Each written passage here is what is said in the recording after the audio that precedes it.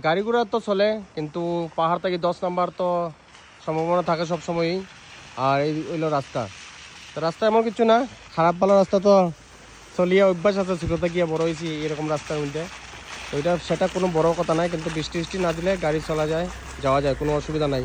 এদিকে দেখো বৃষ্টি দিলে পরে 10 নাম্বার একটু আতঙ্ক আছে আর কি, বৃষ্টি না দিলে চলতে পারবে। আর এদিকে হলো নদী, আর এদিকে হলো রাস্তা। তা আমরা আছি রাস্তার মধ্যে মধ্যে, রাস্তার দ্বারাই মধ্যে মধ্যে যাই।